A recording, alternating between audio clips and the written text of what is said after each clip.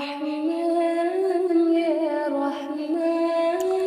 ایک دن حضرت جبریل علیہ السلام دربار رسالت میں حاضر ہوئے اور عرض کیا، یا رسول اللہ صلی اللہ علیہ وسلم، میں نے ایک عجیب و غریب واقعہ دیکھا ہے۔ حضور نبی اکرم صلی اللہ علیہ وسلم نے پوچھا، وہ واقعہ کیا ہے؟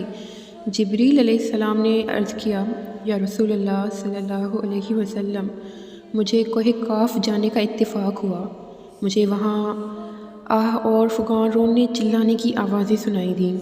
جدھر سے آوازیں آ رہی تھیں میں ادھر کو گیا تو مجھے ایک فرشتہ دکھائی دیا جس کو میں نے اس سے پہلے آسمان پر دیکھا، جو کہ اس وقت بڑے اعزاز و اکرام سے رہتا تھا۔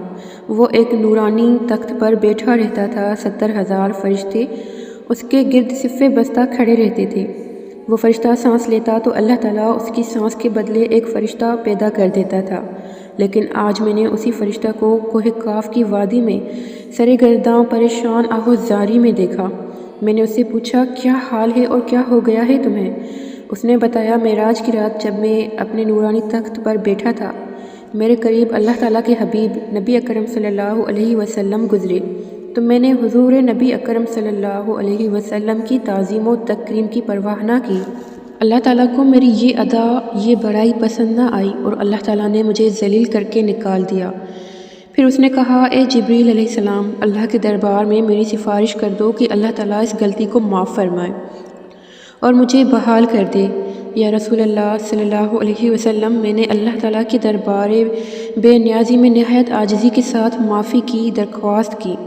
دربار الہی سے ارشاد ہوا، اے جبریل علیہ السلام، اس فرشتہ کو بتا دو اگر یہ معافی چاہتا ہے تو میرے نبی صلی اللہ علیہ وسلم پر درود پاک پڑھا کرے۔ یا رسول اللہ صلی اللہ علیہ وسلم، جب میں نے اس فرشتہ کو فرمان الہی سنا دیا تو وہ سنتے ہی حضور صلی اللہ علیہ وسلم کی ذات گرامی پر درود پاک پڑھنے میں مشغول ہو گیا، اور پھر میرے دیکھتے ہی دیکھتے اس کے بالوں پر نکلنا شروع ہو گئے، اور پھر ذلت و پستی سے اڑ کر آسمان کی بلندیوں میں جا پہنچا اور اپنی مسند پر براجمان ہو گیا، یعنی تخت پر تشریف رکھ لی۔ اللہ پاک ہمیں اور آپ کو ہر وقت درود و سلام پڑھنے کی توفیق عطا فرمائے۔ حضور نبی اکرم صلی اللہ علیہ وسلم نے فرمایا، جس شخص کو غم آ گھیرے تو اس کو چاہیے کہ مجھ پر درود پڑھا کرے تو اس کے غم دور ہو جائیں گے۔ ایک بار درود پاک پڑھ کر اس ویڈیو کو آگے شیئر کر دیں تاکہ جیسے آپ کو اس ویڈیو کے بعد درود شریف پڑھنے کی توفیق عطا ہوئی، ویسے ہی دوسرے انسان اور دوسرے لوگ بھی اس ویڈیو سے فائدہ حاصل کریں اور اللہ تعالیٰ ان کو بھی درود پاک پڑھنے کی توفیق عطا فرمائے۔ جزاک اللہ۔ اشرح صدری